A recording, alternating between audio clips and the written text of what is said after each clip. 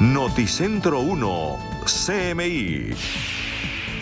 Buenas noches, bienvenidos a las noticias. Los siguientes son los 3 hechos más importantes de hoy en Colombia. La pobreza monetaria bajó al 33% en el 2023, según el DANE. Esto significa que 1,6 millones de colombianos salieron de la línea de pobreza. Sin embargo, 16 millones de personas viven con menos de 435.000 pesos al mes y 5,7 millones de colombianos están en extrema pobreza. Vamos a hablar más de esta noticia en nuestra emisión nacional a las 9 de la noche.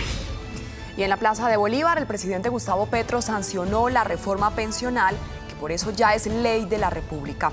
En su intervención, el presidente Petro extendió un llamado a los ciudadanos, al Congreso y la justicia para no dejarla perder. Ampliación de esta noticia en nuestra emisión nacional a las 9 de la noche. Se conocieron las primeras imágenes del presidente de la Federación de Fútbol, Ramón Yesurún, en la audiencia ante las autoridades en Florida, en Estados Unidos. Ante una juez del condado de Miami, esposado y con poder de hablar solo a través de su abogado, el presidente de la Federación Colombiana de Fútbol y su hijo tuvieron la audiencia en la que escucharon los cargos por los que fueron arrestados debido al fuerte altercado que tuvieron con personal de seguridad del estadio Hard Rock durante la final de la Copa América. Vamos a hablar más de esta noticia en nuestra emisión nacional a las 9 de la noche.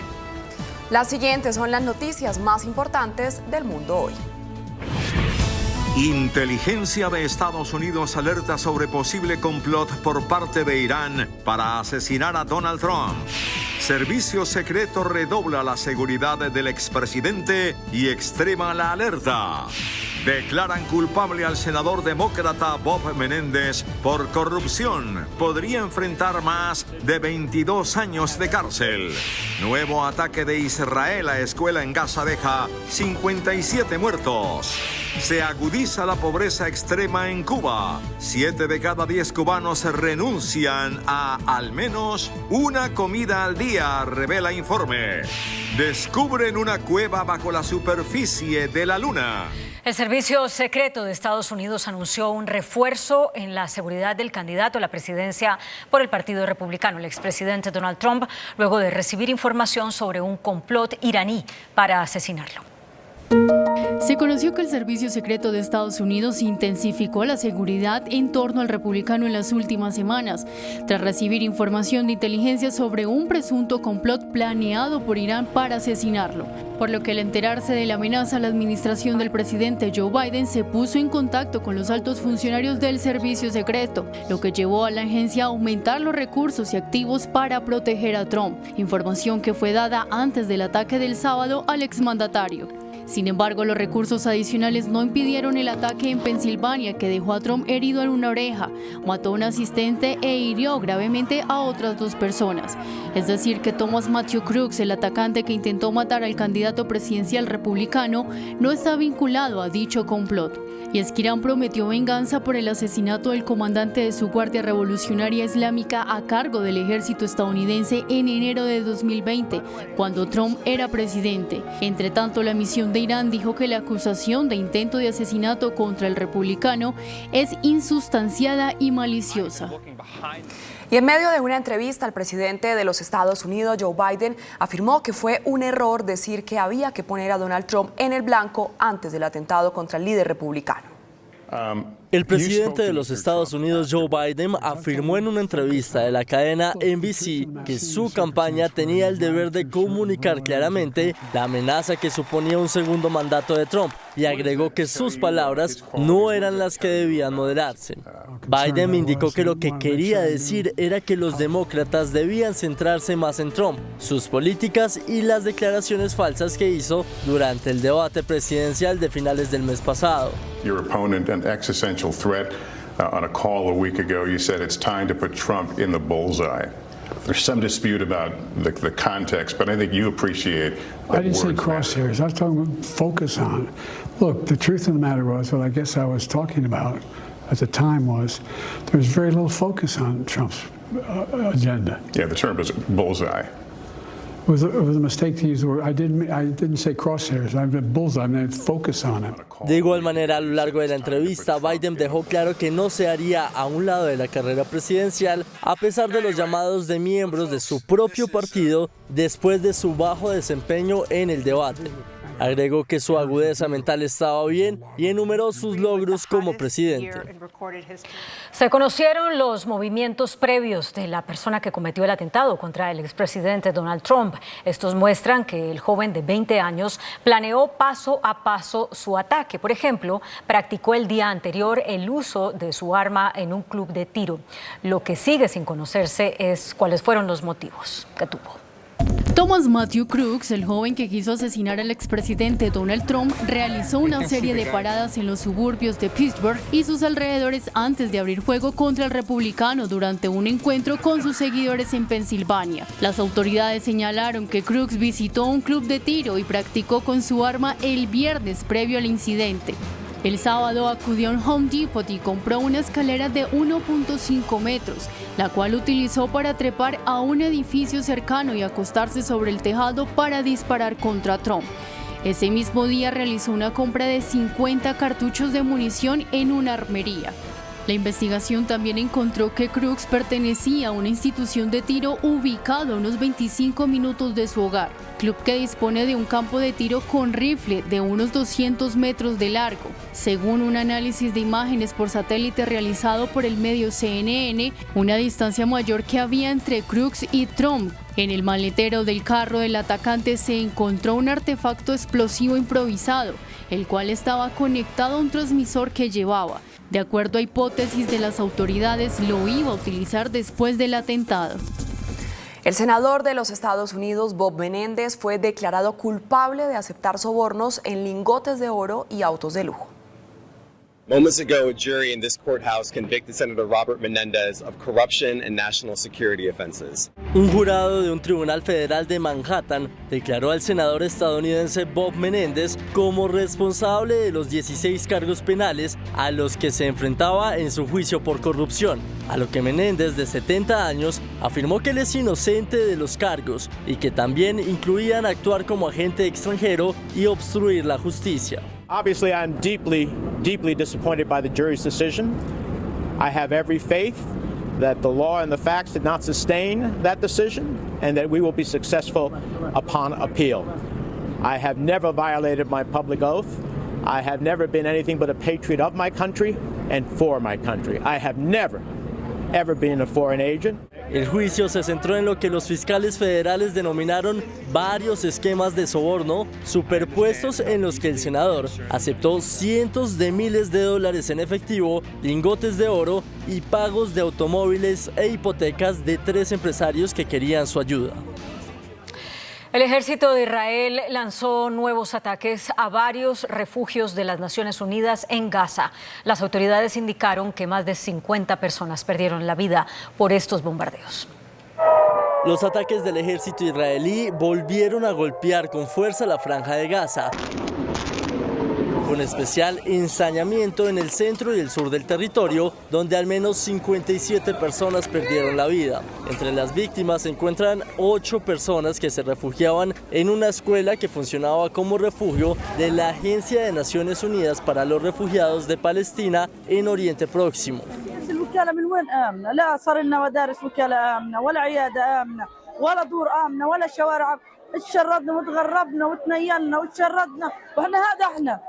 شو ذنب النساء هذه؟ ايش ذنبنا؟ ايش ذنبنا احنا الاطفال؟ ايش ذنبنا؟ وين الامم؟ وين الناس؟ وين العالم؟ وين الدنيا؟ El ejército israelí, por su parte, aseguró que esta ofensiva estuvo dirigida contra un militante de alto rango de la yihad islámica. En Mitsubishi Electric, el mantenimiento correctivo y preventivo es calidad y seguridad en movimiento. Visite www.juntosconstruimosmejor.com. En Cuba, la pobreza extrema creció al 89%. 7 de cada 10 personas solo comen 2 veces al día debido a la falta de dinero o a la escasez de alimentos. Así lo confirmó mediante un informe el Observatorio Cubano de Derechos Humanos, en el que manifestó que la crisis alimentaria es el principal problema social, con un 72%. Le siguen los apagones, con un 55%, y la inflación o el costo de vida, con un 50%. Después están los salarios, la salud pública y la corrupción. A 13 días de las elecciones presidenciales en Venezuela, las detenciones de opositores están marcando la campaña electoral. Las autoridades han sancionado con cierres, por ejemplo, de negocios que atendieron a líderes antichavistas en la gira política por el país de María Corina Machado. También han retenido equipos de trabajo como motocicletas, equipos de sonido, entre otros. Las sanciones las argumentan por presuntas irregularidades de registros o por retrasos en pagos de impuestos, todos coincidiendo con negocios o personas que prestaron servicio a líderes opositores. Un grupo de científicos confirmó la existencia de una cueva en la Luna que se podría convertir en refugio para la vida humana. Un equipo internacional de científicos confirmó el hallazgo de una cueva en la Luna, no lejos de donde Neil Armstrong y Buzz Aldrin alunizaron hace 55 años. Asimismo, los científicos sospechan que hay cientos más que podrían albergar a los astronautas en el futuro. El equipo, encabezado por investigadores italianos, reportó que existe evidencia de que hay una cueva bastante grande y accesible. El primer túnel encontrado bajo la superficie lunar tiene el tamaño de un campo de fútbol pequeño y está ubicado en el Mar de la Tranquilidad, a solo 400 kilómetros de donde alunizó el Apolo 11. Según los investigadores, la fosa, al igual que al menos otras 200 halladas, se formó a partir de la desintegración de un tubo de lava.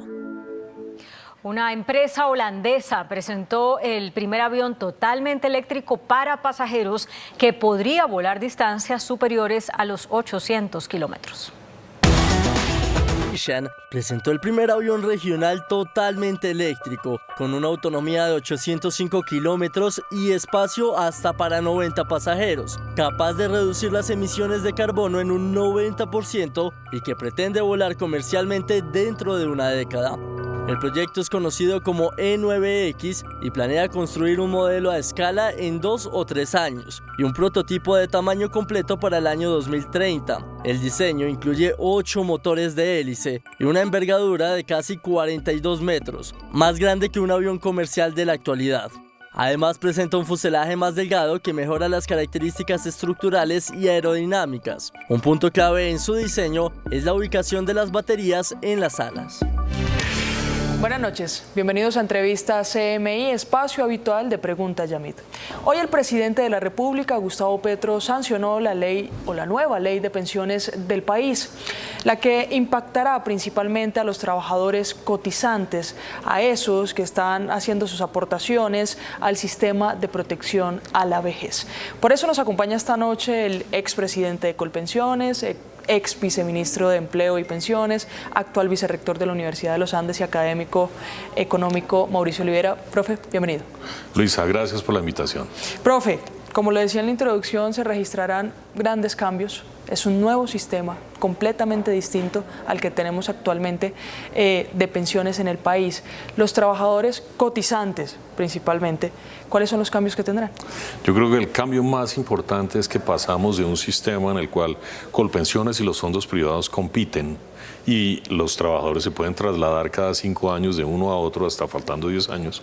Pasamos a un sistema en el cual se complementan, eso es lo que se llama los pilares. Entonces lo que va a pasar ahora es que hoy o uno cotiza en Colpensiones, un trabajador cotiza en Colpensiones, un salario, 2, 3, 4, 5, todos los salarios que gane los cotiza en Colpensiones, o los cotiza en un fondo privado dependiendo de donde esté afiliado. A partir de la reforma, si yo gano un salario mínimo, todos los que ganen un salario mínimo, estén hoy en Colpensiones en un fondo privado, van a cotizar en Colpensiones. Si gana 2, también van a cotizar todos en Colpensiones. Si gana 3, 2,3 de esos 3 los cotiza en Colpensiones y el 0,7 restante lo cotiza en un fondo privado. Y cuando llega a la edad y pida su pensión, sobre los 2,3 se va a liquidar como se liquida en Colpensiones, promedio salarial de los últimos 10 años, a lo que se le aplica un porcentaje, y el 0,7 se va a liquidar como se liquida en los fondos privados, que es el ahorro más los intereses. Ese es el cambio más importante, es pasar a los pilares. Es decir, profe o profesor, esta vez o con este nuevo sistema no vamos a tener que elegir o no tenemos el derecho, digámoslo así, a elegir si es en un fondo privado o en Colpensiones. Exactamente, ya no se va a elegir. Todos vamos a cotizar una parte en Colpensiones y otra parte en un fondo privado. Digamos, ha habido mucho debate sobre este tema, pero en general, y esto no es los colombianos, los latinoamericanos, sino los seres humanos. Los seres humanos, las decisiones difíciles las aplazamos. Esto dice la teoría del comportamiento. Sí. Entonces vamos a tener ahora una sola regla para todos, que yo creo que va a ayudar mucho para que podamos tener una pensión de manera más tranquila y no terminar al final peleando con un juez, demandando al sistema para que me traslade, no me traslade. Es por eso que se crean los pilares y en general, Luisa, en la mayoría de países del mundo existen los pilares. El país que era extraño y que no tiene los pilares era Colombia, que decidió hace 30 años, en el 93, 94, poner a competirlos. Eso no existía en el mundo. Pero, profesor, esto quiere decir que el sistema toma más responsabilidad en cuanto a las pensiones y no tendrá el ciudadano que saber o elegir si se traslada, si no se traslada, qué tipo de pensión tiene. No, o sea, es el sistema el responsable. Exactamente, es el sistema el responsable. ¿Se van a acabar los fondos privados de pensiones? No, no se van a acabar porque los que ganen por encima de 2,3 por obligatoriedad van a tener que cotizar en los fondos privados, pero sí se van a ver muy afectados. ¿Por qué razón? Porque la mayoría de trabajadores formales, más cerca del 90% de los trabajadores formales, gana 2 salarios mínimos. Entonces, todos van a estar en Colpensiones y el resto, el 10% más o menos, que es una porción muy pequeña, va a estar en los fondos privados. Entonces, no se van a acabar, pero sí lo que coticen se va a ver muy afectado y van a tener un menor ahorro de ahora en adelante. Profesor Olivera, expliquémosle a los colombianos qué significa ese sistema de pilares y empecemos por el primero, como sería la regla básica, el pilar solidario. ¿Para quién es o para quiénes, a quiénes beneficia y en qué consiste? De acuerdo. En general hay varios pilares en los sistemas. Otro cambio, digamos, tal vez conceptual, es que ya no estamos hablando de un sistema de pensiones, donde está Colpensiones y los fondos privados nomás. Ahora estamos hablando de un sistema de protección a la vejez. Claro. Y este sistema de protección a la vejez se basa en 4 pilares, ya hablé 2, uno de Colpensiones y otro de los fondos privados, que son los que están arriba. Abajo, en la base, está el pilar solidario. Sí. Este es un pilar que existe en la mayoría de países del mundo también, que es un pilar, se llama acá solidario, también se llama no contributivo, porque es para aquellos adultos mayores que no pudieron contribuir nunca, sí, van a recibir una transferencia monetaria. Y la transferencia monetaria decide la reforma que se va a hacer, que va a ser de 225.000 pesos. 225.000 pesos es la línea de pobreza extrema. Todo aquel que esté por debajo de esa línea, de ese ingreso mensual, es pobre extremo. Entonces el objetivo es sacar a los adultos mayores vulnerables de la pobreza extrema. Ahorita le voy a hacer una pregunta respecto a eso, porque justo hoy salió un informe de pobreza monetaria extrema y pobreza monetaria. El pilar semicontributivo, ¿cuál es y en qué consiste? El pilar semicontributivo es para los trabajadores informales, sí, aquellos que no ganan por lo menos un salario mínimo y no pueden cotizar en el sistema pensional. Entonces ese pilar semicontributivo está encima, es el segundo pilar, encima del solidario, por debajo del pensional, y está dedicado, como lo dije ahora, a los trabajadores informales. Ahí existe un programa que se llama Beneficios Económicos Periódicos, que trata de adaptarse a las realidades laborales de muchos trabajadores en Colombia, en donde un día tienen ingresos, otro día no tienen ingresos, en donde un día el ingreso es alto, otro día el ingreso es bajo, y por otro lado se busca dar una renta vitalicia con esos ahorros. Sí. Lo que la reforma dice es que se va a dar una renta vitalicia. Ahí yo creo que falta ver la reglamentación, porque es necesario necesario será, fortalecer claro, porque ahí los dice beneficios. que, claro, incluso tenemos aquí a la mano la reforma pensional y ahí dice que en el semicontributivo pues se tendrán en cuenta algunas normativas, imagino yo son actos administrativos, decretos o resoluciones que expida el Estado o el gobierno para definir cómo se va a llevar esa renta vitalicia. Ahora le hablo de las cifras que no me cuadran. Hoy salió el informe de pobreza monetaria y pobreza monetaria extrema. Si hacemos las cuentas en pobreza monetaria, es decir, aquellos colombianos que ganan menos de 500.000 pesos al mes, están 16 millones de colombianos, casi 17. Y en pobreza monetaria extrema hay más de 5 millones de colombianos.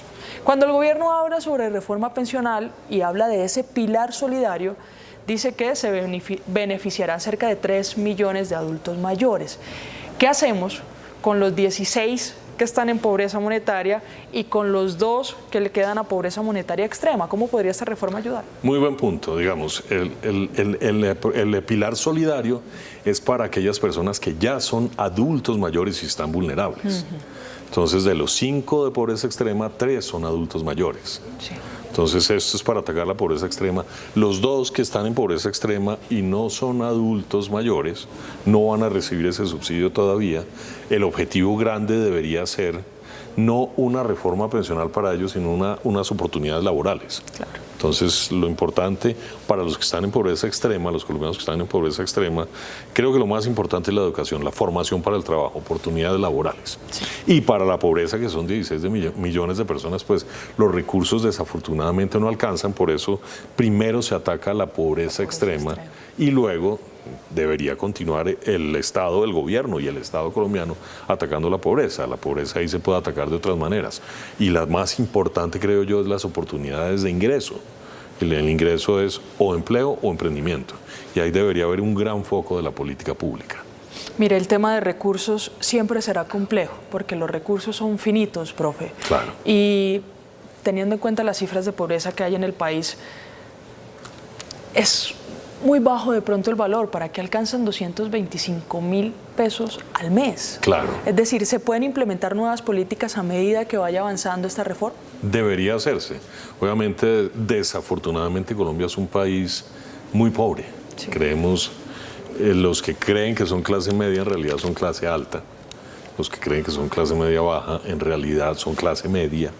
Entonces, en ese sentido, claro, cuando uno mide la línea de pobreza, esto es una metodología que no es de Colombia, es una metodología que viene desde el Banco Mundial y en Colombia hay muchos expertos de la línea de pobreza, yo creo que el DANE hace muy buen trabajo, pues encontramos eso, 16 millones de personas de los 50 millones de personas que tiene Colombia están en pobreza y 5 millones, como lo dijiste ahora, están en pobreza extrema. Obviamente el objetivo es buscar más recursos, pero esto depende de muchos factores. Yo creo que, insisto, el factor más importante, sobre todo no para los adultos mayores que ya están ahí, que toca entregar un subsidio, sino para los que pueden llegar a esa situación, son oportunidades. Y las oportunidades, insisto, están en la educación, en la formación para el trabajo y en la productividad.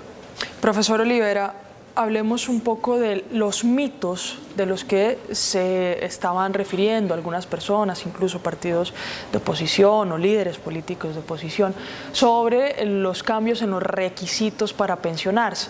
Decían que de pronto esta reforma podría traer cambios en la edad o en la semana de pensión. Bueno, en una parte hacia mujeres sí cambia, pero en la edad, ¿cambia la edad de pensión? No, en general la edad no cambia, están 57 mujeres, 62 años hombres y esa edad no se tocó, esa edad no cambia. Lo que sí hay es unos cambios ya menores, por ejemplo para la pensión anticipada. Entonces, todas aquellas personas que hayan llegado a la edad y no hayan cumplido con las semanas, las 1.300 semanas, pero sí cumplieron más de 1.000, sí, van a poder recibir la pensión y se les va a descontar lo que no cotizó. Entonces va a recibir un monto un poco menor de la pensión. Una renta mensual. Y esto, claro, y empieza a operar desde los 65 años, no desde los 62. Entonces ahí sí hay unas cuestiones de edad, pero son mínimas. La edad, que es un parámetro importante, grande y muy difícil políticamente, no se tocó. Además de políticamente, pues también se hicieron algunas revisiones a futuro, algunos bancos de pensamiento realizaron algunas observaciones también y hablaban incluso de un cambio en la edad por lo que se viene a futuro y es un envejecimiento prolongado. Claro. Se podría... Recordemos que dentro de la reforma también hay un artículo que dice que las reformas o el proceso de este nuevo sistema se revisará cada 4 años. Entonces, ¿se podría en esas reuniones, en esas comisiones, mejor cada 4 años, revisar el tema de la edad, teniendo en cuenta el panorama de envejecimiento? Se puede revisar, pero no se puede cambiar. Digamos, no soy abogado, soy economista, pero para cambiarlo es necesario tocar la ley, es decir, cambiar la ley. Esas reformas son muy difíciles, pero para poner un ejemplo de lo que hacen otros países, en muchos países lo que se decidió fue lo siguiente.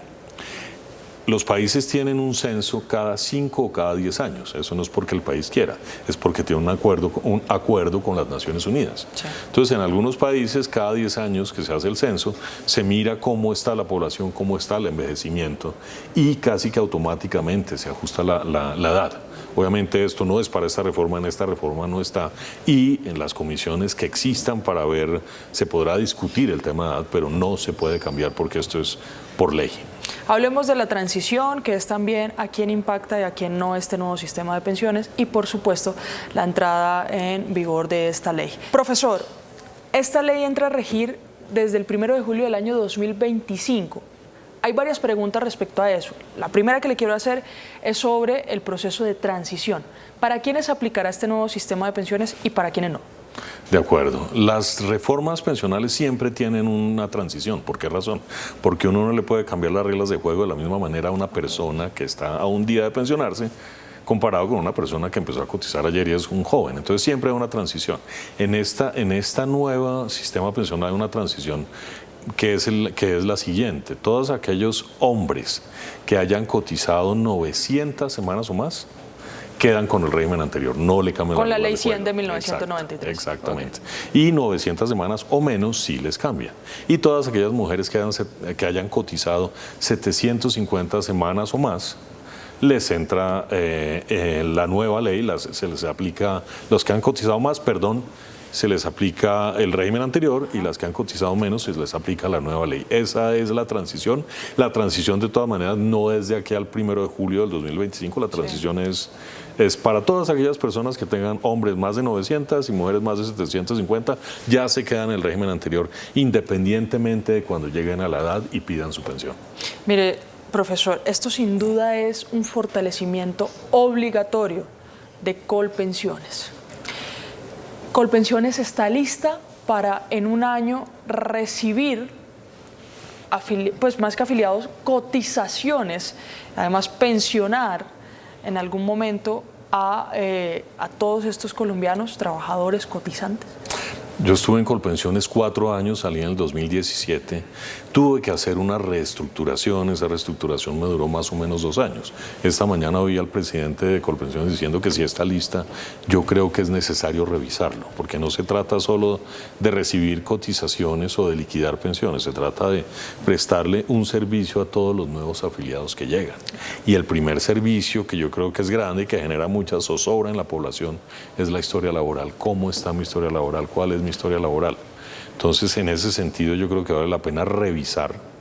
Voy a poner otro ejemplo. Ahora existe la doble asesoría. Y si la persona quiere cambiarse en el régimen anterior, de fondo privado a Colpensiones o de Colpensiones a fondo privado, tiene que asesorarse tanto del fondo privado como de Colpensiones.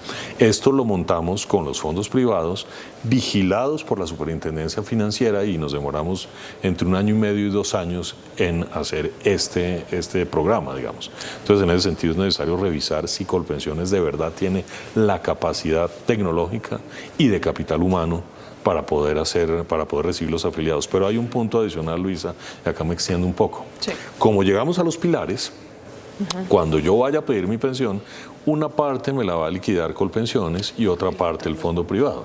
Ahí tiene que haber una coordinación perfecta para que la liquiden al mismo tiempo. No tiene que haber unas reglas de juego para ver quién la liquida y cómo se pasan los recursos. Es decir, tiene que haber una institucionalidad muy bien armada, y yo creo que esa institucionalidad es muy difícil, más allá inclusive de la capacidad de Colpensiones, que esté lista de acá a julio 1 del 2025. Sí, claro, profe, pero en julio de 2025, no, para la pensión, al menos para entregar o pagar la pensión, no va a ser necesaria esa articulación, porque recordemos que las personas que van a pasar al nuevo sistema son personas que tienen hombres menos de 900 semanas y mujeres menos de 750, ¿sí? De acuerdo, pero esa institucionalidad es necesario empezar a crearla ya, porque es muy complejo, muy difícil y toca, es decir, hay que ir un paso atrás y es ver cómo está la historia laboral. ¿Quién tiene esa historia laboral? Y eso sí, los ciudadanos yo creo que van a empezar a verlo desde mucho antes. ¿Cuál es mi historia laboral? ¿Cómo estoy? Quiero saber, necesito que me asesore para saber en este nuevo régimen. Lo que estamos haciendo acá, pero personalizado. Y esto es un servicio que tiene que prestar Colpensiones. Sí. De hecho, yo creo que la fuerza de Colpensiones está ahí. Además de liquidar y entregar la pensión a tiempo, está en todo el servicio que ha prestado. Eso es lo que la diferencia de los fondos privados, porque acompaña al ciudadano a construir ese futuro. ¿Cuántas personas, si se puede medir, cuántas personas necesitaría Colpensiones, trabajadores, pues para realizar este tipo de asesorías personalizadas, revisar la historia laboral, mirar qué tipo de cuenta tiene, cuántos ingresan, cuál es el antecedente de todas las personas que van a empezar a cotizar en Colpensiones? Yo creo que, digamos, la pregunta es muy difícil decir cuántas personas, pero por lo mismo se necesita un estudio técnico que diga cuántas personas se necesitarían, porque todo va a ver casi que trámite por trámite y saber cuántos trámites entran, cuáles son los acuerdos de nivel de servicio, es decir, cuánto me demoro en resolver ese trámite, cuánto me demoro en responder, quién responde. Entonces, por eso se necesita un estudio técnico muy, muy detallado, insisto, tal vez vigilado por la Superintendencia Financiera, para poder decidir cuándo puede entrar en operación la reforma sin poner en riesgo la confianza de los ciudadanos, porque yo creo que si se pone en riesgo la confianza de los ciudadanos es casi que pegarle un tiro en el pie a la reforma. Para los pilares solidario y semicontributivo, ¿Colpensiones también necesita fortalecer sus funciones? Colpensiones administra el programa de beneficios económicos periódicos, BEPS, que es para los trabajadores informales. En ese sentido, pues también es necesario hacer esa revisión. Colombia Mayor no lo administra Colpensiones, pero de todas maneras es necesario revisar si donde está, que está en el Departamento de Prosperidad Social, es ahí donde se debería administrar, dado que ahora hay un nuevo sistema de protección a la vejez que cubre a todos los adultos mayores y debería eventualmente pasarse a Colpensiones. Pero todo esto necesita estudios técnicos para tomar las mejores decisiones y cuando empiece a operar no afecte la confianza de los ciudadanos. Muchos trabajadores que tal vez no son muy conscientes del sistema de seguridad social, digámoslo así, en donde entra también el tema de pensiones y cesantías, entre otros, no son muy conscientes de lo que pasa mes a mes con su pensión, pues están vinculados a una empresa o una entidad y eso se hace casi que de manera automática.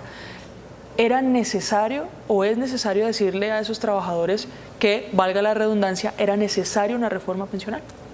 La reforma pensional es necesaria, era necesaria, de hecho la reforma pensional llevábamos por lo menos una década y media, 15 años discutiéndola, pero no para los que están cotizando, sino para buscar cómo aumentar la cobertura, cómo quitar algunas desigualdades que tenía el sistema, sobre todo el de Colpensiones. Colpensiones desafortunadamente le da, es decir, está bien que le dé subsidios a todas las pensiones que paga, pero desafortunadamente mientras más alta es la pensión, más alto es el subsidio. Y esto sí es regresivo, es decir, la política pública debería dar subsidios más altos a las personas más vulnerables. Colpensiones le da a las menos vulnerables. Entonces, para eso también era importante la reforma y también un poco para buscar el equilibrio financiero, pero en general para los trabajadores, que tuvieran esa conciencia no era muy necesario porque trabajadores formales que están y siguen cotizando. Profesor, se habla mucho de los beneficios y de los retos que se tienen con esta nueva ley de pensiones, pero ¿se podría hablar incluso de impactos negativos? Impactos negativos. Yo creo que si se hubiera bajado un poco más el umbral, no 2,3 salarios mínimos, el impacto negativo futuro, sobre todo no para mí que tengo 55 años, dentro de poco tendré 62, sino para mis hijos y nietos, no iba a ser tan necesario revisar la sostenibilidad financiera. El Estado tiene que intervenir porque la tendencia al envejecimiento poblacional es de todo el mundo. No se puede dejar eso solo en manos del mercado, pero mientras más bajo hubiera sido el umbral, hubiese sido mucho mejor y eso hubiera ayudado más. Obviamente ya se bajó de 25 salarios a 2,3. pero la mayoría de trabajadores están en 2,3. Haberla hecha de 1,5 de 1 hubiera sido mucho mejor. Se habló también en medio del debate de la posibilidad que tenía o que tiene el gobierno, o que tenía, más bien porque también se trató de un mito, de usar las pensiones para otras destinaciones, para proyectos que tuvieran en la cabeza el gobierno distinto a pensiones. Con esta ley que firmó o que sancionó hoy el presidente de la República, ¿se puede borrar ese mito? O sea, el gobierno no puede usar el ahorro de los colombianos para algo distinto que no sea pensiones. Se creó el fondo de ahorro y el fondo de ahorro se buscó que una entidad diferente por fuera del Estado, digamos del gobierno, el Banco de la República, intervenga en la administración. Ahora bien, el diablo está en los detalles, dice el dicho. Entonces es necesario que ojalá no se nombren personas del mismo gobierno para administrar. Ahora bien, esto no implica que la plata se vaya a gastar mal. Es decir, el Banco de la República tiene una fortaleza enorme. Sí. Y Colombia tiene una estabilidad macroeconómica muy grande, nunca se han dejado de pagar pensiones, somos estables macroeconómicamente y lo importante es preservar esa estabilidad macroeconómica y eso es un activo muy importante para todos los colombianos. Entonces, insisto, se buscó al entregarle al Banco de la República el fondo, pues blindar un poco frente al mal uso de los recursos. Todavía el diablo está en los detalles, quienes queden nombrados, cómo se nombren, etcétera, es importante tenerlo en cuenta. Es decir, profesor, ¿se puede hablar de un mito o tiene algo de posverdad? Tiene algo de realidad eventualmente, dependiendo de cómo empieza a operar ese fondo de ahorro. Es decir, si hay un riesgo si el gobierno llega a meter sus manos en el Banco de la República. Claro, exactamente. Y en la administración, porque la administración de todas maneras tiene que ser independiente de la Junta del Banco de la República. Pero la ley no blinda ese ahorro pensional. Trata de blindarlo sacándolo del gobierno, sí. Pero insisto, pues ahora dependerá de quién maneje, quién administre esos recursos. O sea, el Entonces, banco, yo creo que hay un riesgo. O sea, el banco puede decir en algún momento se va a sacar de este ahorro para trasladarlo. No, el banco no puede decirlo, pero el banco, digamos, la función más importante del Banco de la República es bajar la inflación. Para bajar la inflación, su herramienta más importante es la tasa de interés. Y esa tasa de interés puede afectar los rendimientos de ese ahorro. Claro. Por eso, aunque está con el banco, el manejo del fondo de ahorro, pues tiene que ser independiente, porque la Junta no puede estar involucrada, no puede ser juez y parte. Profesor, sigamos hablando un poco de Colpensiones, porque sin duda será o es una entidad que va a tomar un protagonismo inmenso en los próximos 12 meses. Retos principales, ya hablamos del personal, ¿cuáles otros retos tiene? La tecnología, yo creo que es bien importante, ya existe la inteligencia artificial, ya existe, digamos, mucha más tecnología para poder tecnificar mucho más las decisiones, eso es bien importante. Reto bien importante es mantener al día las historias laborales. Sí. Desafortunadamente los colombianos poco pensamos en la historia laboral, solo al final, y al final nos damos cuenta que hace 10 o 20 años una empresa no nos cotizó y por eso no tengo la pensión. Entonces, ese acompañamiento al ciudadano a través de la revisión sistemática de su historia laboral, crear esa cultura es, creo yo, lo más importante. Y con el programa de beneficios económicos periódicos, que no queda muy claro cómo va a seguir funcionando, es importante también crear la cultura de ahorro para los trabajadores informales. Casi se nos pasa, profesor, mujeres. Y esta es mi última pregunta, por favor, sea muy conciso en esos beneficios que tiene esta nueva ley. Para las mujeres no cambia la edad, pero sí cambia la cotización mínima por semanas. Exactamente. ¿Cuánto queda? Teniendo en cuenta también la decisión de la Corte. Hay dos decisiones. Una de la Corte dijo como las mujeres no tienen las mismas oportunidades laborales que los hombres, no tienen que cotizar tantas semanas. Entonces, desde el próximo año, cada año se va a reducir de 1.300 semanas, 50 semanas cada año hasta llegar a 1.000. Sí. Entonces, en unos años las mujeres van a tener que haber cotizado 1.000 semanas. Adicionalmente, la ley da 50 semanas por hijo hasta 3 hijos. Entonces, una mujer en algún momento en el futuro va a poder pensionarse con 850 semanas si no cambia nada más. Expresidente de Colpensiones y profesor Mauricio Olivera, muchas gracias por acompañarnos esta noche. Luisa, gracias por la invitación. Y a ustedes, queridos televidentes, esperamos que esta información les sirva para lo que será el nuevo sistema de pensiones en el país y, por supuesto, los invitamos a continuar aquí en Noticentro 1, CMI. Baja la pobreza. Según el DANE, 1.6 millones de personas dejaron de ser pobres en el último año. Presidente sanciona reforma pensional y hace un llamado a defenderla. Centro Democrático y Cambio Radical alistan demanda contra la reforma. Iván Mordisco lanza amenaza sobre cumbre ambiental. Ministro de Defensa responde. Prorrogan por 3 meses cese del fuego con disidencias, pero con nuevas reglas. Multinacional minera demanda al Estado por ataques del Clan del Golfo. Gobierno anuncia a los gremios concertación de reformas que llevará al Congreso. Primeras imágenes del presidente de la Federación de Fútbol ante juez de Miami. Los elefantes blancos de CMI. La historia de la construcción de un colegio en Cartagena. En 4 meses termina liquidación de Odebrecht. Habla liquidador. Bloqueos y protestas en vías de Cundinamarca contra alza en predial. Fondo Monetario mantiene proyección de crecimiento para Colombia. Inversión en infraestructura, la más baja en 11 años. Iniciamos nuestra segunda hora de noticias. Colombia reportó una caída en los índices de pobreza. Según el DANE, 1.600.000 personas dejaron de ser pobres en el último año. Sin embargo, casi 17 millones de colombianos continúan sin alcanzar los ingresos necesarios para cubrir sus necesidades básicas.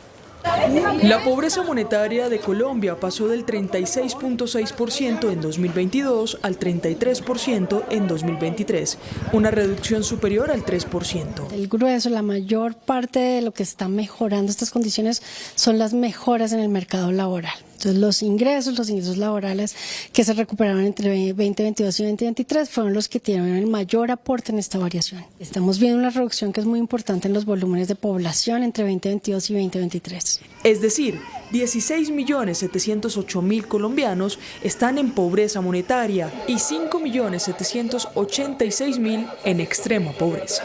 Una reducción desde 18.332.000 que teníamos en el 2022. Más de 16 millones de personas ganan menos de 435.375 pesos al mes, mientras que los que están en pobreza monetaria extrema ganan menos de 218.846 pesos en 30 días.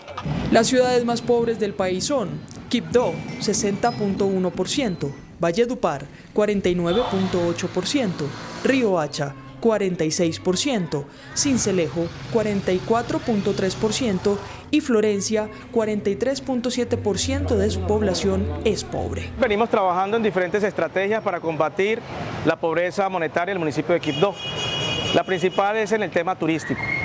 Queremos apostarle para que Quibdó se convierta en un verdadero sitio o destino turístico reconocido a nivel nacional e internacional. Por eso queremos trabajar en una agenda cultural anual. En la Plaza de Bolívar en Bogotá, el presidente Gustavo Petro sancionó la reforma pensional. El jefe de Estado hizo un llamado a las ramas del poder y a los ciudadanos para que defiendan la transformación del sistema pensional en el país. Con esta firma, el presidente Gustavo Petro convirtió la reforma pensional en ley de la República. Hizo un llamado para no dejarla perder. No podemos tener miedo. A los senadores le digo, a los congresistas, a la ciudadanía, escojamos la nueva política. Por eso no hay que dejar perderla. Por eso le solicito a la justicia desde aquí que la mire desde los ojos, no del dólar, sino del amor. El presidente Petro, sin mencionarlo, arremetió contra Iván Name, presidente del Senado, por el retraso en el trámite de la reforma pensional. Como ese codicioso que ciertos medios, porque dicen que recibió un soborno de un ladrón que entró al gobierno, entonces que es que lo íbamos a comprar. Fue el mayor opositor a las reformas políticas que el gobierno presentó al Congreso. Lo hizo con sevicia, lo hizo con maldad. El jefe de Estado insistió en que la reforma beneficiará a millones de adultos mayores en Colombia y agregó que es uno de los triunfos sociales más importantes de su gobierno.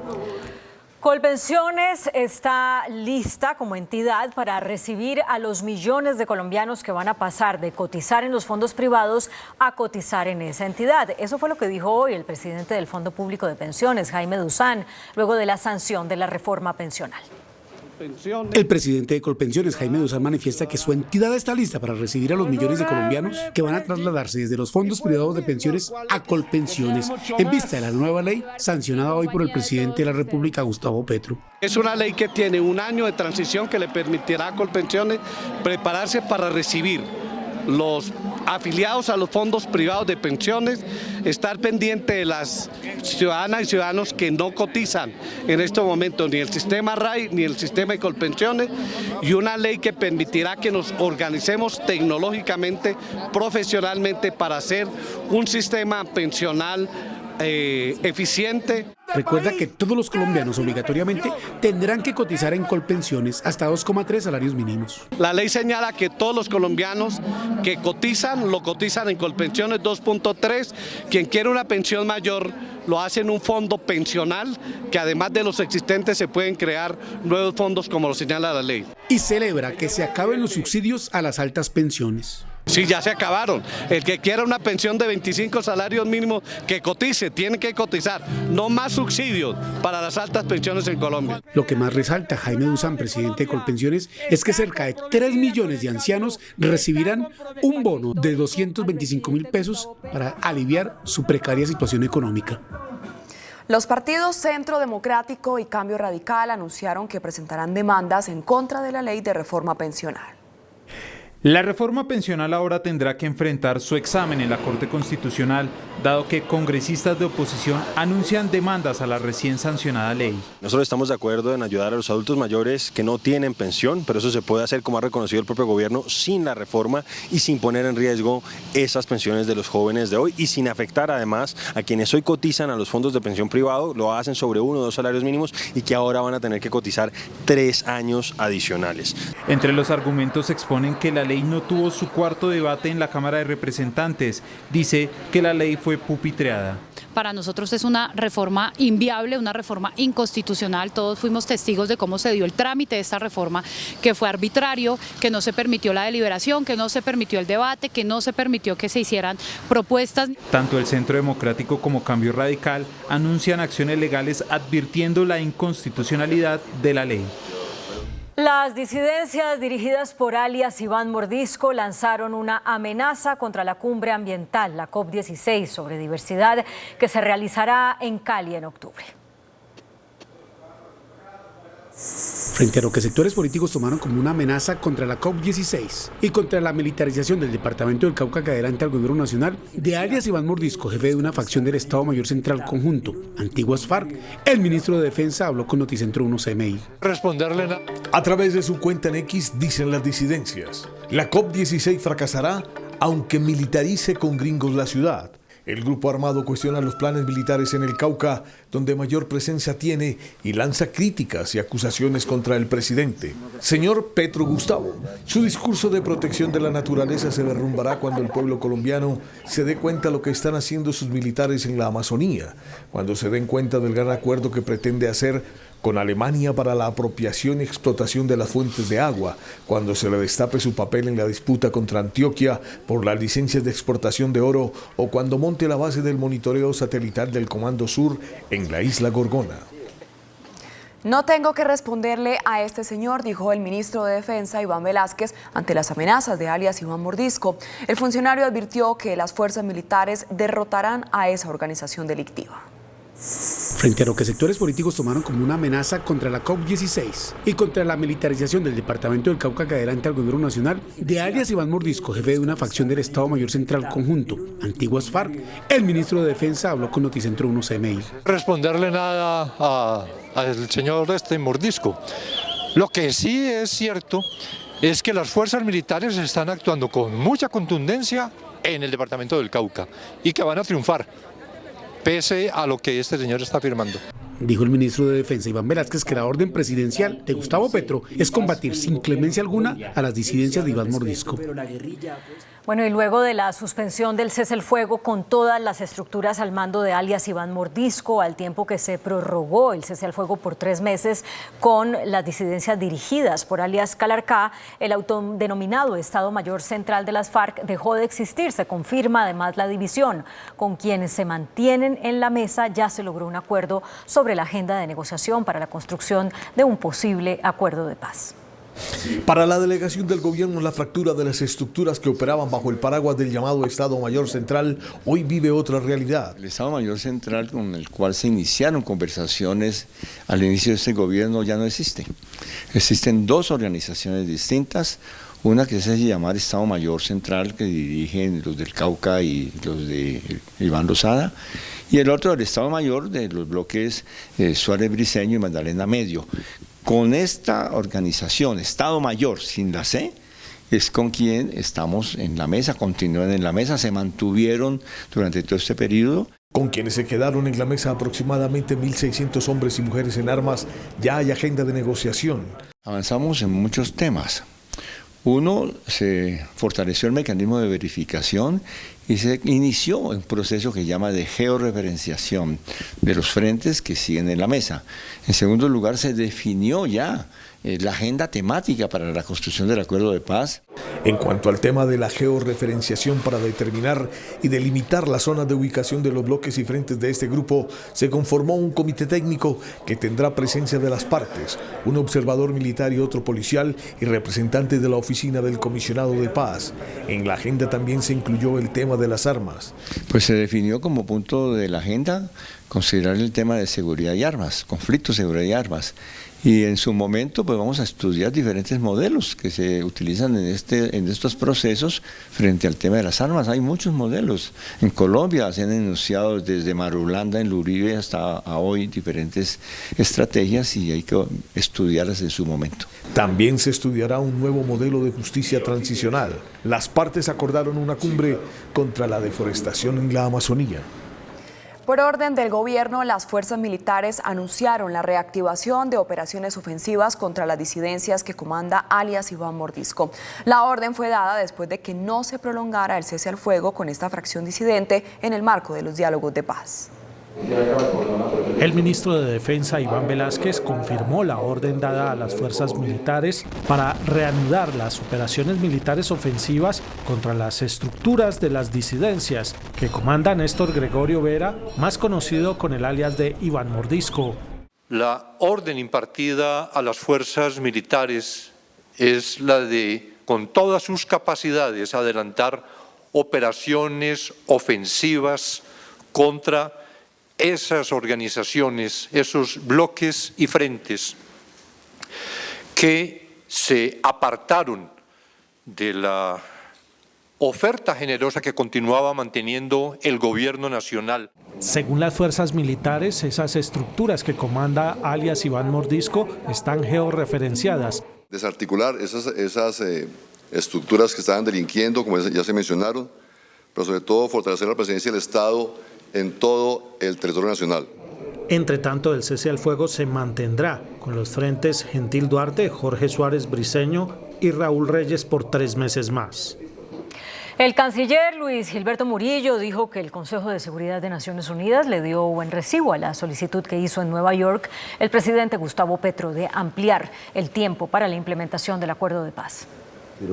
Satisfecho se mostró el canciller Luis Gilberto Murillo por la reacción del Consejo de Seguridad de las Naciones Unidas frente a la solicitud del Gobierno Nacional, en cabeza del propio presidente Gustavo Petro, de ampliar 7 años el tiempo para la implementación del acuerdo de paz con las FARC y la paz total. De muy buen recibo. Creo que la intervención del presidente muestra el compromiso que tiene este gobierno con la implementación plena y oportuna del acuerdo, en un nuevo significado, que sea la base para la implementación de la política de paz total. Entonces, yo creo que hay que resaltar eso, porque el hecho de que el presidente estuvo presente en la sesión del Consejo de Seguridad fue realmente una muestra muy potente de su compromiso. El canciller manifestó que en los próximos días el Consejo de Seguridad responderá a Colombia formalmente. La multinacional minera china Zijin Mining Group, que opera en Antioquia, demandó a Colombia por supuestos ataques del Clan del Golfo a sus trabajadores. El nuevo director de la Agencia de Defensa del Estado, César Palomino, se refirió a la demanda de la compañía china Zijin Mining Group, que señala al Estado por la falta de protección a sus trabajadores víctimas de amenazas por el Clan del Golfo. Hemos convocado una mesa de trabajo con el Ministerio de Defensa para de manera coordinada y técnica hacer la defensa del Estado. Por otro lado, Palomino celebró el nuevo fallo que ganó Colombia versus la minera Ecooro Minerals Corp sobre la prohibición de extracción minera en el páramo de Santurbán. No logró probar que con el accionar de las autoridades colombianas en punto de prohibir la explotación minera al interior del páramo de Santurbán se le haya causado perjuicio alguno. El director también se refirió a la demanda contra el decreto que designó a la primera dama Verónica Alcocer como embajadora en una misión especial en Roma. No es que la agencia esté defendiendo a la esposa del actual presidente, sino es defendiendo la institución de la primera dama de la nación.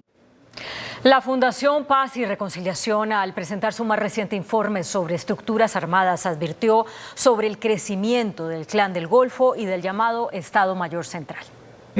El informe, titulado con una pregunta, ¿plomo es lo que viene?, desarrolla el mapa de la presencia de los grupos armados ilegales en el país. El Clan del Golfo, hoy ejército gaitanista, pasó de tener presencia en 239 municipios en 2023 a 316 en 2024. El Clan del Golfo ha tenido un crecimiento en el último año aproximadamente del 17%. Es el grupo armado más grande en materia de presencia territorial en el país. El hasta hoy llamado Estado Mayor Central pasó de hacer presencia en 166 municipios en 2023 a 209 en 2024. En el último año identificamos que el Estado Mayor Central es el grupo armado que más ha crecido en materia de presencia territorial. Por su parte, el Ejército de Liberación Nacional, ELN, solo se expandió en el último año en 16 municipios y hoy hace presencia en 231. El ELN es el grupo que menos ha crecido en comparación con los otros grupos armados organizados. Según el informe, el crecimiento de los grupos armados ilegales se da por la falta de presencia del Estado en los territorios dejados por las FARC tras la firma del acuerdo de paz. Encontramos también que en el año 2018 y hasta el 2022 hubo un repunte en el crecimiento de todos los grupos armados organizados. Surgieron las disidencias de las FARC en 2018, 2019, Estado Mayor Central, Segunda Marquetalia. ¿Pero qué significa para las comunidades esta expansión territorial armada? Para las comunidades, que un grupo armado esté en expansión significa que va a intentar ampliar su control territorial. Eso quiere decir limitaciones a la movilidad. La extorsión y el secuestro, según la investigación, son los delitos que más crecimiento han tenido en el último año. Un nuevo coordinador llegó a la mesa de diálogos entre las bandas delincuenciales que operan en Buenaventura. Con Fabio Cardoso como nuevo coordinador nacional de la Mesa de Diálogo Sociojurídico de Buenaventura, inicia otro ciclo de conversaciones en busca de la paz entre las organizaciones de chotas y espartanos que operan en el distrito. La tregua entre estos dos grupos se amplió hasta el 5 de agosto próximo. El propósito es avanzar en el desescalamiento del conflicto, avanzar en la consolidación de paz urbana en Buenaventura y lograr que este esfuerzo logre posicionarse en favor de las comunidades de Buenaventura. A pesar de la decisión del gobierno nacional de renovar el equipo de diálogo, Monseñor Rubén Darío Jaramillo continuará con su papel de facilitador, quien ha logrado buenos resultados de la tregua. Yo estoy encargado de verificar la voluntad de paz de los grupos al margen de la ley y continúo al frente como facilitador y acompañante. El único delito que no se ha podido acabar en Buenaventura a pesar de la tregua es el de la extorsión a todo nivel. El ministro del Interior, Juan Fernando Cristo, planteó hoy a los integrantes del Consejo Gremial Nacional la intención del gobierno de buscar consenso sobre temas como la paz y las reformas sociales y económicas. La reunión entre el Consejo Gremial y el ministro del Interior tenía un objetivo fundamental: comenzar a construir consensos en torno a la implementación del acuerdo de paz y las reformas que propone el gobierno ante el Congreso. Vamos a trabajar sin prisa pero sin pausa, en construir confianza, en mirar cómo podemos mandarle señales al país de que aquí sí es posible construir acuerdos mínimos en torno a unos temas que está necesitando Colombia. Los gremios aprovecharon para plantear la urgencia de implementar el plan de reactivación económica. Son muchas las cosas que hay que hacer en este momento, hay que hacerlas con real urgencia. No puede ser que llevemos más de 6 meses hablando de reactivación económica y no hayamos hecho nada. Todo lo que ha sucedido es que cada mes tenemos decrecimientos acumulados y no tenemos en este momento soluciones todavía a la vista. El gobierno promete un diálogo constructivo. La participación del sector privado es absolutamente fundamental en este propósito del acuerdo nacional y también en el propósito de la implementación del acuerdo de paz. Por su parte, el ministro Guillermo Alfonso Jaramillo aseguró que la nueva reforma a la salud será llevada al Congreso cuando ya esté concertada con los parlamentarios. Así como la reforma pensional fue sancionada hoy, eso espera de la reforma a la salud que volverá a ser presentada en esta legislatura el ministro de esa cartera, Guillermo Alfonso Jaramillo, médico cirujano. Dijo que esta y otras reformas que presentará el gobierno deben ser aprobadas por el Congreso de la República. Nosotros asumimos una responsabilidad como un gobierno a través del Parlamento y la única posibilidad de cambiar es a través de las reformas. Entonces necesitamos la paz y necesitamos todos y cada una de las reformas. Ministro, ¿cuándo radican la reforma a la salud, ministro? Una vez tengamos conciliado, como lo esperamos, sectores especialmente en el Parlamento. ¿Pero este 20 de julio no? No sabemos, es posible, cualquier momento que sea necesario. Aclaró el ministro que la reforma a la salud es fundamental para transformar el sistema en beneficio de todos los colombianos. Esto en medio de las críticas de diferentes sectores que dicen que la reforma a la salud quebrará el sistema.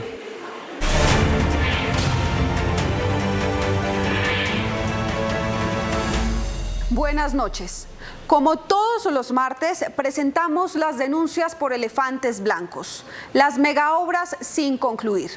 El que presentaremos hoy es el Megacolegio San Felipe Neri de Cartagena, que duró más de 4 años para su reconstrucción y se presumen sobrecostos de 8.000 millones de pesos. La reconstrucción del Megacolegio San Felipe Neri era una de las construcciones que más impacto iba a generar en la comunidad del barrio Laya en Cartagena, sobre todo en sus estudiantes que permanecían con miedo de que la infraestructura les cayera encima por el mal estado. En 2017, la reconstrucción fue adjudicada al consorcio Colegio Neri por un monto de 8.487 millones de pesos. Ante el mal estado del colegio, este sería demolido para allí mismo crear uno nuevo. La obra tenía fecha máxima de entrega el 31 de diciembre de 2019, pero se paralizó. El contratista no tenía licencia de construcción y la comunidad educativa protestó. Incluso el caso llegó en el 2018 a la Corte Constitucional a través de una tutela y se ordenó la reubicación de los estudiantes en otros colegios de Cartagena. Este elefante blanco lo denunció CMI en 2020 y la Contraloría anunció su intervención para lograr la entrega del megacolegio que se hizo efectiva esta mañana. Durante el 2020, el distrito de Cartagena verificó la viabilidad del contrato que terminó siendo liquidado en 2021 para realizar una nueva contratación en el 2022 con la firma Consorcio Escolar. Las obras de este nuevo contrato comenzaron en febrero de 2023. La Contraloría intervino ese contrato a través del proyecto en la estrategia Compromiso Colombia. La Gerencia Bolívar de la Contraloría General de la República hizo seguimiento y apoyo a la comunidad educativa, a los padres de familia y veedurías. Hicimos mesas de diálogo para que se diera la terminación en feliz término de la institución educativa Juan Felipe Neri. Luego de las adiciones y las nuevas obras que requirió el proyecto, el valor final fue de 23.858 millones. Recordemos que su valor inicial fue de 8.487 millones de pesos. Significa que el primer contrato no cumplió con lo pactado y se presume un sobrecosto de más de 8.000 millones por el valor del primer contrato y que la Contraloría General no revisó. El colegio se entregó esta mañana y beneficiará a 1.600 estudiantes.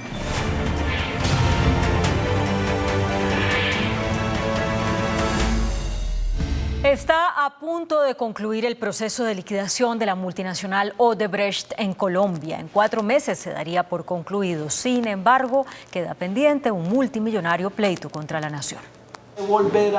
Darío Laguado es el abogado que a nombre de la Superintendencia de Sociedades viene adelantando la liquidación de Odebrecht, la firma de ingeniería que protagonizó uno de los mayores escándalos de corrupción en el mundo y que en Colombia su liquidación parece entrar en la recta final.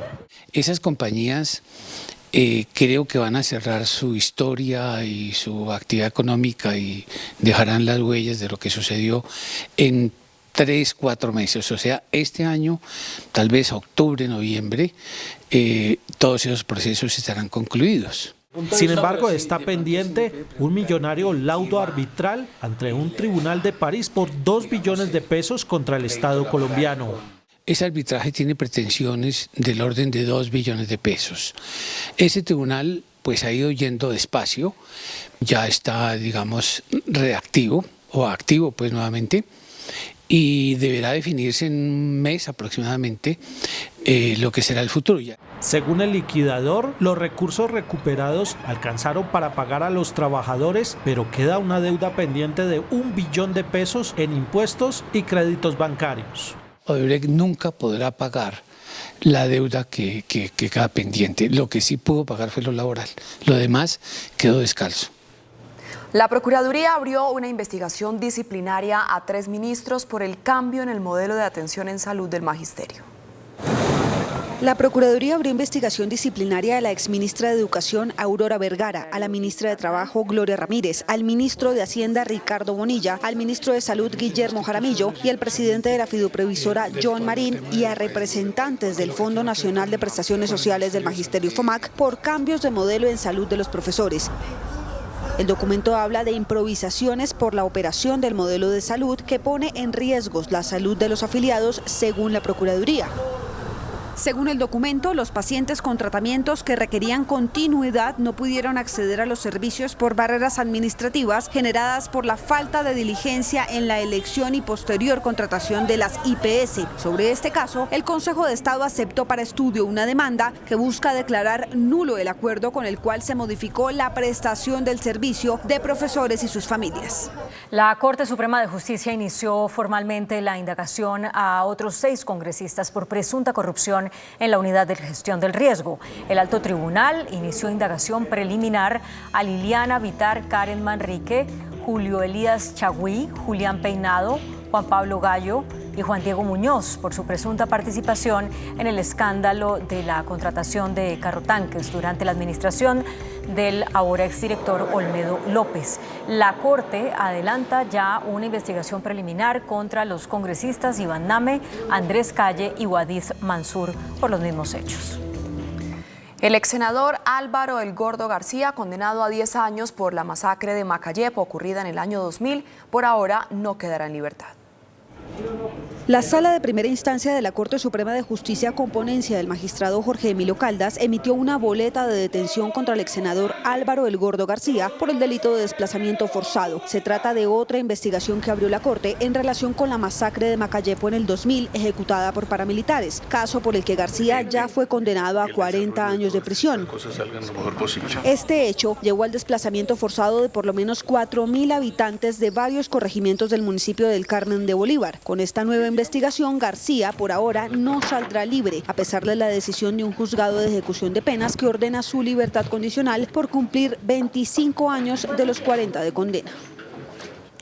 Por primera vez, la Jurisdicción Especial para la Paz llamó a juicio a un coronel en retiro por los denominados falsos positivos. Los expresidentes Álvaro Uribe y Andrés Pastrana rendirán testimonio ante la JEP. Por primera vez, la JEP llamó a juicio a un coronel retirado por los falsos positivos. Se trata del coronel en retiro Hernán Mejía Gutiérrez, que fue comandante del batallón de artillería número 2 La Popa en Valledupar entre el 2002 y el 2004. Al coronel lo acusan por delitos de homicidio en persona protegida, tortura y desaparición forzada. Él no aceptó cargos y asegura que siempre cumplió con su deber. A que brille después de 18 años toda mi gestión como comandante de batallón, como comandante de hombres que dieron su vida para salvar este país y como siempre, combatiendo a los enemigos de Colombia y eso me ha costado casi la vida. Entre los testigos que la JEP llamó a declarar en juicio están los expresidentes Álvaro Uribe y Andrés Pastrana y el exparamilitar Edgar Ignacio Fierro, alias Don Antonio. Hoy se revelaron las primeras imágenes de la audiencia del presidente de la Federación Colombiana de Fútbol, Ramón Yesurún, ante una juez en Miami. Esto luego de su arresto y posterior liberación tras un incidente en la final de la Copa América. Vistiendo el distintivo overol naranja, esposado y visiblemente afectado, Ramón Yesurún, el presidente de la Federación Colombiana de Fútbol, fue juzgado en Miami. Cargos de agresión corporal hacia, un empleado, pero parece ser que es un guarda de seguridad. El momento crítico de la audiencia fue cuando le hicieron saber a Yesurún la gravedad de los hechos. La fiscal dice que hay 2 agresiones corporales por parte suya. Uno fue empujar al señor Shaw. Ella está diciendo que está en el tercer párrafo de el formulario de arresto. The second is on the bottom of page 2, which is striking Mr. Garut. Y que lo otro fue darle un golpe al señor Garut. Yesurún, visiblemente preocupado, rechazaba las acusaciones, pidió intervenir, pero se lo negaron. ¿Puedo contestar? May I reply? Sir, you're presumed not guilty. Don't say anything. Your lawyer's here to do all the talking. You have a very good lawyer. Señor, usted tiene una presunción de inocencia. Deje que su abogado hable en su nombre. Usted tiene muy buen abogado. Deja que él hable por usted. La decisión de la jueza finalmente resultó favorable al dirigente barranquillero. Hay motivo fundado para 2 cargos de agresión corporal hacia un oficial de seguridad. $1 en el cargo 1, $1,000 en el cargo 2 y no aplican el cargo 3 porque no hay motivo fundado para ese caso. El abogado consiguió que Yesurún pudiera viajar a Colombia con su familia, aunque debe comparecer ante la justicia como parte del proceso. Lo puede hacer por medio de Zoom. Estoy segura que su abogado le va a dar las instrucciones. En la diligencia también fue procesado su hijo Ramón Yamil. Ambos hablaron al recobrar su libertad. Acceso total. Y un guardia de seguridad de esos que quieren serse los importantes la desconoció. Le insistí en que podía entrar y me empujó. Y ahí se armó un tumulto ridículo, injusto, donde atropellaron niños. Investiguen. Al fin y al cabo somos humanos, a cualquiera nos puede pasar eso y bueno, ya nos manifestaremos de manera oficial. La Federación Colombiana de Fútbol emitió un comunicado donde asegura que a pesar de estar debidamente acreditado y con acceso ilimitado, al directivo le fue negado el paso a la zona de premiación. El presidente de la Federación, Ramón Yesurún, impulsado por su instinto paternal, pues uno de los reclamantes y posteriormente reducido por los guardias fue su hijo Ramón Yamil, se apresuró a reclamar por lo sucedido, pero terminó desbordado por la situación. El presidente y su familiar fueron remitidos a presentarse ante la autoridad competente y a explicar en dicho escenario judicial y pertinente lo sucedido. En el comunicado, la Federación ofrece excusas. El presidente Yesurún lamenta profundamente estos hechos que jamás debieron ocurrir y que derivaron en una maniobra paternal e instintiva de protección a su hijo y a su familia. El proceso sigue en pie y Yesurún deberá volver a presentarse ante la justicia estadounidense el próximo 14 de agosto, donde podrá alegar en su defensa que sus familiares, incluyendo uno de sus nietos, fue agredido, resultando con un hematoma en un ojo. Lentamente regresa la normalidad a vías de Cundinamarca en las que se interrumpió el tránsito por las protestas contra el reajuste al impuesto predial. Una de las vías que mayor afectación presentó fue la autopista sur en ambos sentidos, pues a la altura de la calle 22 en el municipio de Soacha, los manifestantes realizaron bloqueo total de la calzada por varias horas. En Villeta, cientos de ciudadanos sentaron también su voz de protesta. Pero al señor gobernador, este paro pasó a ser en serio. La actualización catastral, que en algunos municipios no se realizaba desde hace al menos 2 décadas, provocó un aumento considerable en el impuesto predial, en los cuales se tenía un rezago del proceso sin actualizar cerca a los 15 o 20 años, más o menos, podría uno decir que es un promedio. Uno de los bloqueos que más afectados dejó fue el de la vía Facatativá-Albán y también el que tuvo lugar en el sector de Silvania. La agencia solicita a los afectados revisar sus casos en las oficinas de sus municipios para solventar posibles errores. El exalcalde de Cartagena, William Dow, deberá pagar más de 40 millones de pesos luego de que la Procuraduría confirmara la suspensión en su contra para ejercer cargos públicos. En un fallo de segunda instancia, la Procuraduría dejó en firme la suspensión e inhabilidad por 4 meses al exalcalde de Cartagena, William Dow, por referirse a los directivos de la Universidad de Cartagena como una plaga de corrupción y un nido de ratas. Para la Procuraduría, Daú faltó a su deber de decoro y ética como dirigente de la ciudad amurallada. La entidad explicó que al no estar en el ejercicio del cargo, la sanción se convierte a salarios de vengados en el momento de la falta, que en este caso es un poco más de 49 millones de pesos. El presidente Gustavo Petro cuestionó la decisión al señalar que se trata de un abuso de poder. Invitó a los sancionados con pérdida de derechos políticos a demandar esas decisiones. Otras 3 mujeres fueron asesinadas en hechos aislados en Antioquia. Esto fue en las últimas horas. Las autoridades investigan. Keimi Cuesta fue atacada con arma blanca en una vivienda del barrio La Esperanza de Apartadó. Según la investigación, la víctima, quien deja una niña de 5 años, murió en el Hospital Fundadores. Las autoridades confirmaron que su expareja se atribuyó el crimen y se entregó. Un ciudadano de 27 años, quien manifestó ser la expareja de la víctima y responsable, según su relato, del feminicidio. Así las cosas, se adelantan los procedimientos judiciales para formalizar la entrega del presunto asesino. En el corregimiento Santa Elena de Medellín, otra mujer fue asesinada con arma blanca y en Marinilla se reportó otro caso. La víctima tenía 19 años y según las autoridades, el principal sospechoso es su pareja. Según la gobernación, 56 mujeres han sido asesinadas este año. La madre de la actriz colombiana Johanna Fadul fue víctima de la delincuencia en Bogotá. Ladrones la amordazaron en su propia casa y hurtaron sus pertenencias. Estos son los sujetos que se hicieron pasar por interesados para comprar la casa de la mamá de Johanna Fadul, ubicada en el norte de Bogotá. Una vez la mujer los dejó ingresar, los ladrones la amordazaron en el segundo piso y se llevaron joyas y dinero en efectivo. Le llevaron los celulares, se le llevaron relojes, carteras, gafas. O sea, el robo fue, si sumamos todo, fácilmente pasa los 20, 25, 30 millones de pesos. Después de golpear y amarrar a la mujer, los sujetos salieron de la casa con el botín en bolsas negras. El material se recupera, o sea, se trabaja y se recupera, pero sí el daño emocional que le dejaron y el trauma, o sea, el trauma de ella, y ahora yo me imagino esta noche ya no va a dormir en esa casa. La policía ya está tras la pista de los delincuentes y la actriz confirmó que su madre se encuentra fuera de peligro, pero con graves secuelas psicológicas. En Cali, las autoridades buscan a una mujer que asesinó a un hombre dentro de una iglesia. Decirle, mamá, esto es lo que me dice. No cesan la conmoción e indignación entre los habitantes de la capital del Valle del Cauca, luego de que en las últimas horas un hombre fuera asesinado con 7 impactos de bala por una mujer al interior de una iglesia en el sur de la ciudad. Los hechos se presentaron en la parroquia Juan Pablo II. Yo hago el llamado a los violentos que tenemos que tomar decisiones también diferentes a las armas, diferente a la muerte y ante todo pues quitar la vida a personas indefensas en situaciones vulnerables como es estar en un lugar sagrado. La víctima, que estaba acompañada de su esposa y su nieto, fue identificada como un hombre de 50 años de edad, quien presentaba antecedentes judiciales por los delitos de tráfico de estupefacientes y concierto para delinquir, y había sido capturado en el año 2016 por pertenecer a la banda criminal Los Maleteros. La policía de Bogotá capturó a una mujer señalada presuntamente de torturar a sus hijos.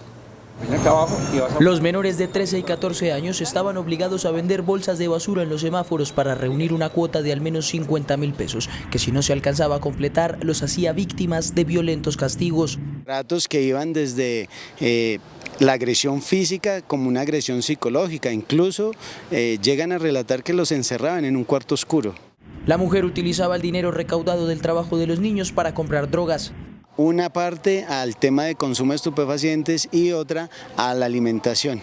Es aquí que consideramos que es probable que por eso le infligía tantos tratos crueles e inhumanos. La mujer deberá responder ante las autoridades competentes y los menores recibirán atención profesional. La alcaldía de Bogotá evalúa aumentar el límite de velocidad máxima para los vehículos en varias vías de la capital.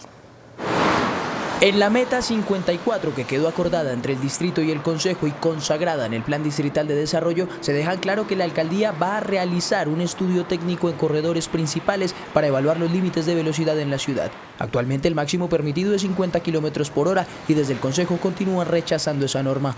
Vamos a incluir que se haga el estudio de los corredores principales viales de Bogotá, a ver cuánto kilometraje, cuánta velocidad en kilometrajes se puede soportar por estos corredores viales principales.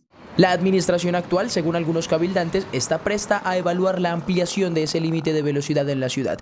Fue aumentada la seguridad del expresidente de los Estados Unidos, Donald Trump, luego de conocerse de un complot iraní para asesinarlo. De otra parte, el senador estadounidense Bob Menéndez fue declarado culpable de recibir sobornos. Y el ejército israelí lanzó nuevos ataques a varios refugios de las Naciones Unidas en Gaza. Las noticias del mundo en Noticentro 1 CMI. El Servicio Secreto de Estados Unidos intensificó la seguridad en torno al republicano Donald Trump en las últimas semanas. Esto tras recibir información de inteligencia sobre un presunto complot planeado por Irán para asesinarlo. Sin embargo, la misión de Irán dijo que la acusación de intento de asesinato contra Trump es insustanciada y maliciosa. Un jurado en el Tribunal Federal de Manhattan declaró al senador estadounidense Bob Menéndez culpable de los 16 cargos penales a los que se enfrentaba en su juicio por corrupción. Sin embargo, Menéndez, de 70 años, dijo que él es inocente. Los ataques del ejército israelí volvieron a golpear con fuerza la franja de Gaza, especialmente en el centro y el sur del territorio, donde al menos 57 personas murieron en medio de estos bombardeos. Entre las víctimas se encuentran varias personas que se refugiaban en la escuela que funcionaba como refugio de la Agencia de Naciones Unidas para los refugiados de Palestina en Oriente Próximo. El Fondo Monetario Internacional mantuvo la proyección de crecimiento de la economía colombiana para 2024. Según la banca multilateral, la economía mundial mostrará signos de recuperación en el segundo semestre del año, cifras que se verán reflejadas en 2025. El Fondo Monetario mantuvo las proyecciones de crecimiento a nivel global en 3,2%. Para el caso de Colombia también se estabiliza en 1,1%, aunque los mensajes apuntan a impulsar la inversión. Definitivamente debemos apoyar la inversión internacional porque hay mucho interés en apoyar a Colombia en medio de la incertidumbre global y local. Para América Latina se baja el pronóstico de crecimiento. Se espera que la reducción de tasas de interés en la región, incluyendo a Colombia, contribuyan a una reactivación. Sí hay mucho interés en Colombia por la importancia sociopolítica y socioeconómica que reviste la mejor esquina del mundo. Se espera también una mejora en las cifras de comercio exterior. El Ministerio de Hacienda reveló un desplome en la ejecución de la inversión para infraestructura.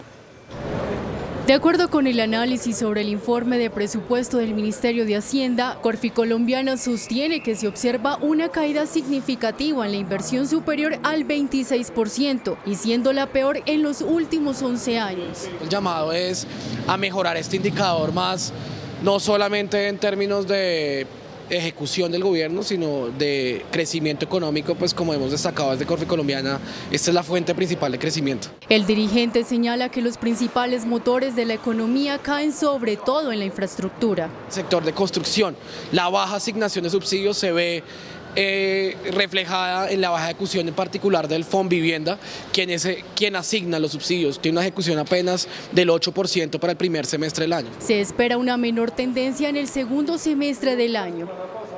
El presidente Gustavo Petro objetó una ley aprobada por el Congreso que subsidiaba la instalación del servicio de gas en viviendas de interés social.